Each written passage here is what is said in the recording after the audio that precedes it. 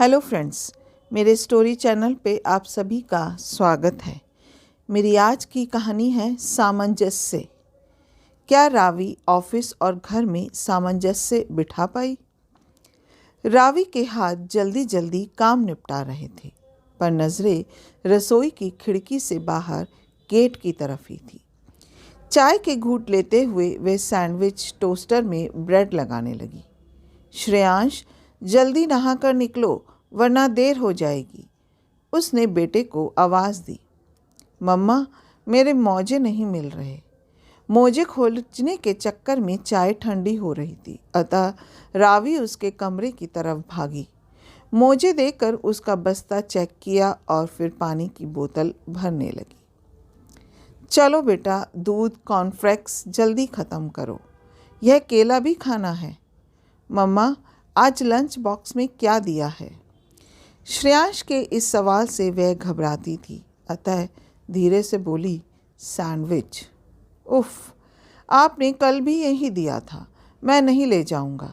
रेहान की मम्मी हर दिन उसे बदल बदल कर चीज़ें देती है लंच बॉक्स में, श्रेयांश पैर पटकते हुए बोला। मालती दीदी 2 दिनों से नहीं आ रही है। जिस दिन वह आ जाएगी, मैं अपने राजा बेटे को रोज़ नई नई चीज़ें दिया करूँगी, उससे बनवा कर। अब मान जा बेटा। अच्छा, ये लो रुपए, कैंटीन में मनपसंद का कुछ खा लेना।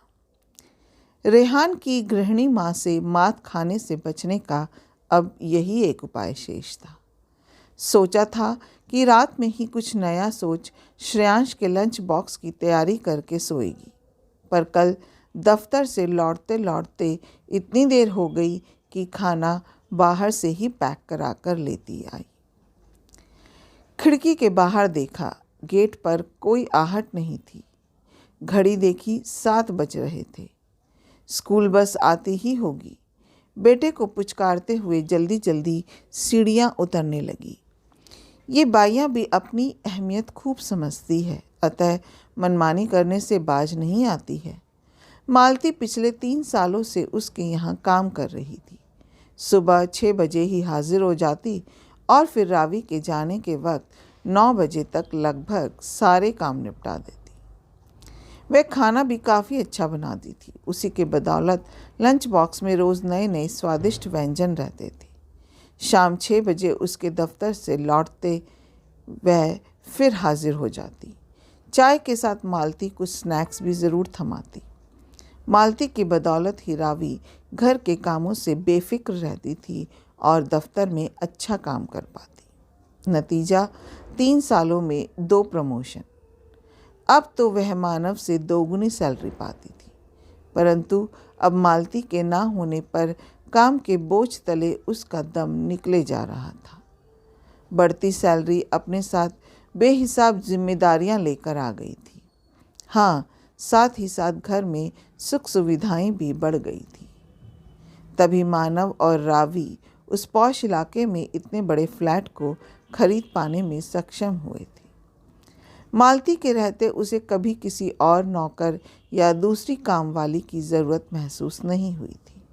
लगभग उसी की उम्र की औरत होगी मालती, और काम बिल्कुल उसी लगन से करती जैसे वह अपनी कंपनी के लिए करती थी। इसी से रावी हमेशा उसका खास ध्यान रखती और घर के सदस्य जैसा ही सम्मान देती। परंतु इधर कुछ महीनों से मालती का रवैया कुछ बदलता जा रहा था। सुबह अक्सर देर से आती या ना भी आती, बिना बताए 2-2, 3-3 दिनों तक गायब रहती। अचानक उसके ना आने से रावी परेशान हो जाती, पर समयाभाव के चलते रावी ज़्यादा इस मामले में पड़ नहीं रही थी।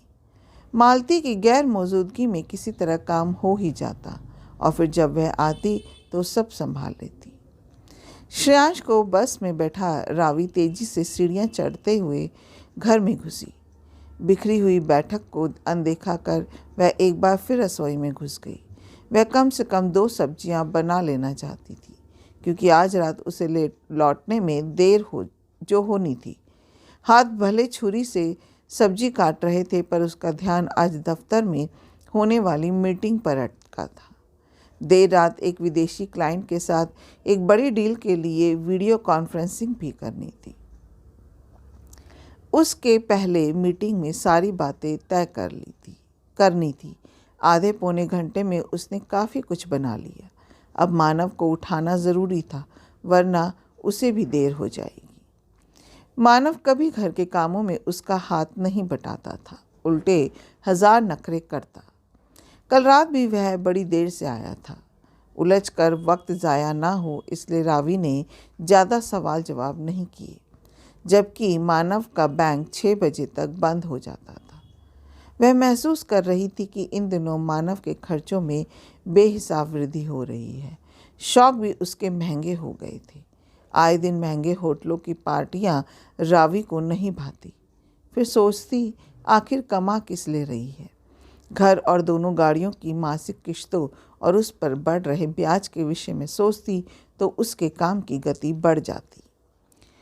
आज तुम श्रेयांश को मम्मी के घर से लाने ही नहीं गए। बेचारा इंतज़ार करता वहीं सो गया था। तुम तो जानते ही हो मम्मी के हार्ट का ऑपरेशन हुआ है। वे श्रेयांश की देखभाल करने में असमर्थ है। रावी ने बेहद नर्म लहजे में कहा, पर मन तो हो रहा था कि पूछे इस बार क्रेडिट कार्ड का बिल इतना अधिक क्यों आया।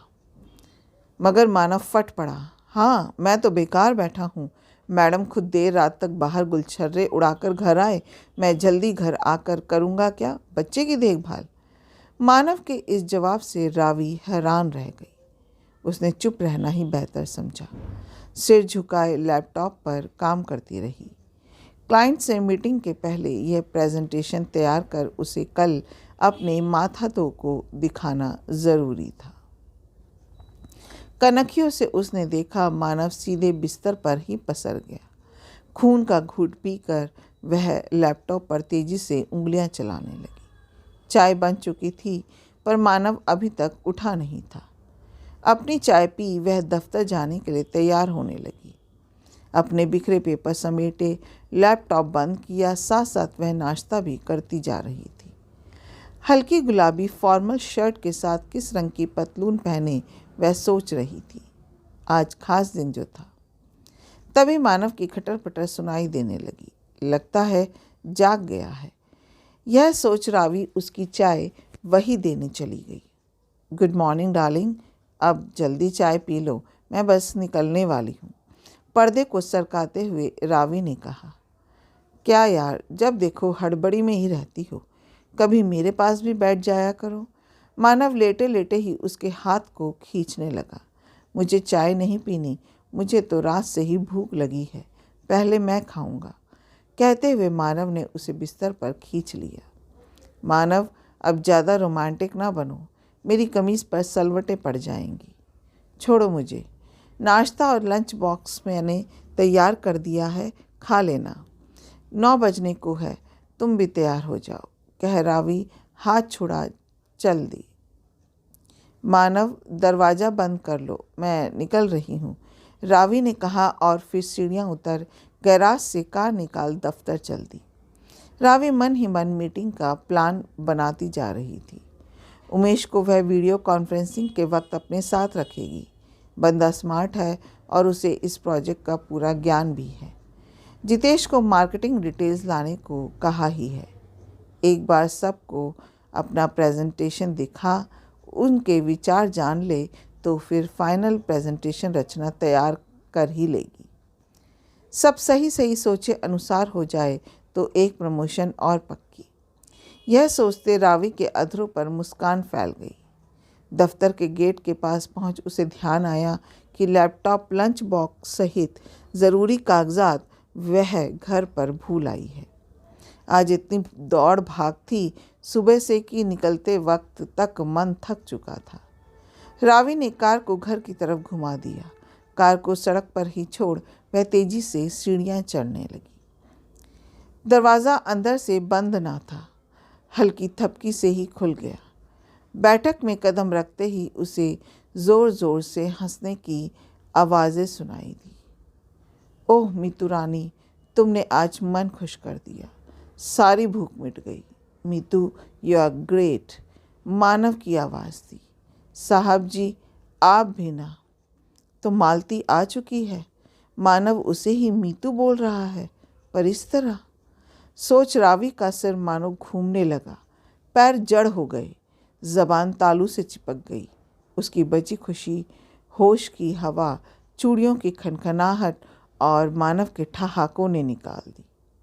वह उल्टे पांव लौट गई, बिना लैपटॉप लिए ही जाकर कार में बैठ गई। उसके तो पांव तले से ज़मीन खिसक गई थी। मेरी पीठ पीछे ऐसा कब से चल रहा है, मुझे तो कुछ पता ही नहीं चला। मानव मेरे साथ ऐसी बेवफाई करेगा, मैं सोच भी नहीं सकती। घर संभालते संभालते महरी उसके पति को भी संभालने लगी। मालती की ज़रूरत पर वह तड़प उठी कि कब मानव उससे इतनी दूर हो गया। वह तो हमेशा हाथ बढ़ाता था, मैं ही छिटक देती थी। उसके प्यार इजहार की भाषा को मैंने खूब अनदेखा किया। मानव को इस गुनाह के रास्ते पर धकेलने वाली मैं ही हूँ। साथ साथ तो चल रहे थे हम, अचानक यह क्या हो गया। शायद साथ नहीं, मैं कुछ ज़्यादा तेज चल रही थी। पर मैं तो घर, पति और बच्चे के लिए ही काम कर रही हूँ। उनकी ज़रूरतें और शौक़ पूरा हो, इसके लिए दिन रात घर बाहर मेहनत करती हूँ। क्या मानव का कोई फ़र्ज़ नहीं? वह अपनी अयाशी के लिए बेवफाई करने की छूट रखता है। विचारों की अंधड़ में घिरी कार चला वह किधर जा रही थी उसे होश नहीं था। बगल की सीट पर रखे मोबाइल पर दफ्तर से लगातार फ़ोन आ रहे थे। एक बहुराष्ट्रीय कंपनी की बेहद उच्च पदासीन रावी अचानक खुद को हारी हुई, लुटी पिटी, असहाय महसूस करने लगी। उसे सब कुछ बेमानी लगने लगा कि कैसी तरक्की के पीछे वह भागी जा रही है। उसे होश ही ना रहा कि वह कार चला रही है। जब होश आया तो खुद को अस्पताल के बिस्तर पर पाया। सिरहाने मानव और श्रेयांश बैठे थे। डॉक्टर बता रहे थे कि अचानक रक्तचाप काफ़ी बढ़ जाने से ये बेहोश हो गई थी। कुछ दिनों के बाद अस्पताल से छुट्टी हो गई। उमेश और जितेश दफ्तर से उससे मिलने आए थे। उनकी बातों से लगा कि उसकी अनुपस्थिति में दफ्तर में काफ़ी मुश्किलें आ रही है। रावी ने उन्हें आश्वासन दिया कि बेहतर महसूस करते ही वह दफ्तर आने लगेगी। तब तक घर से स्काइप के ज़रिए वर्क एट होम करेगी। मानव को देख उसे घृणा हो जाती। उस दिन की हंसी और चूड़ियों की खनखनाहट की गूंज उसे बेचैन किए रहती। मानव को छोड़ने यानी तलाक की बात भी उसके दिमाग में आ रही थी। पर फिर मायूस श्रेयांश का चेहरा सामने आ जाता कि क्यों उसका जीवन बर्बाद किया जाए। उसके उच्च शिक्षित होने का क्या फ़ायदा यदि वह अपनी ज़िंदगी की उलझनों को ना सुलझा सके। हार नहीं मानूंगा, हार नहीं ठानूंगा। एक कवि की ये पंक्ति उसे हमेशा उत्साहित करती थी। विपरीत परिस्थितियों में शांतिपूर्वक जूझने के लिए प्रेरणा देती थी। आज भी वह हार नहीं मानेगी और अपने घर को टूटने से बचा लेगी, ऐसा उसे विश्वास था। रावी से उसकी कॉलेज की एक सहेली मिलने आई। वह यूएसए में रहती थी। बातों बातों में उसने बताया कि वहाँ तो नौकर दाई मिलते नहीं, अतः सारा काम पति पत्नी मिलकर करते हैं। रावी को उसकी बात जच गई कि अपने घर का काम करने में शर्म कैसी। उसके जाने के बाद कुछ सोचते हुए रावी ने मानव से कहा, मानव, मैं सोचती हूँ कि मैं नौकरी से इस्तीफ़ा दे दूँ, घर पर रहकर तुम्हारी और श्रेयांश की देखभाल करूँ। तुम्हारी शिकायत भी दूर हो जाएगी कि मैं बहुत व्यस्त रहती हूँ, घर पर ध्यान नहीं देती हूँ। यह सुनना था कि मानव मानो हड़बड़ा गया। उसे अपनी औकात का पल भर में भान हो गया।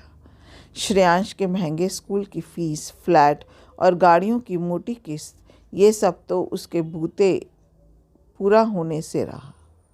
कुछ ही पलों में उसे अपनी सारी अय्याशियाँ याद आ गई।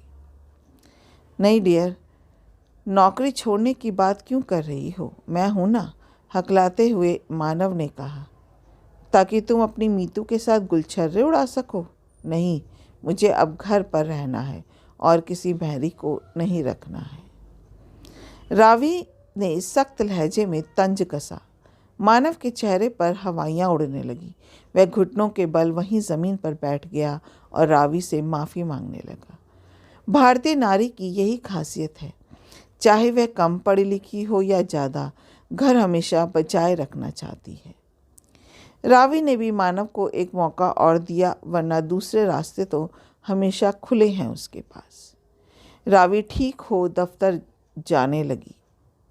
गाड़ी के पहियों की तरह दोनों अपनी गृहस्थी के गाड़ी आगे खींचने लगी।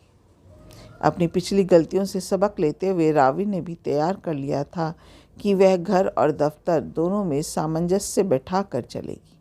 भले ही एकाध तरक्की कम हो, नौकरी छोड़ने की उसकी धमकी के बाद से मानव अब घर के कामों में उसका हाथ बटाने लगा था। इन सब बदलावों के बाद श्रेयांश पहले से ज़्यादा खुश रहने लगा था, क्योंकि लंच बॉक्स उसकी मम्मी खुद तैयार करती और रोज़ नई नई डिश देती।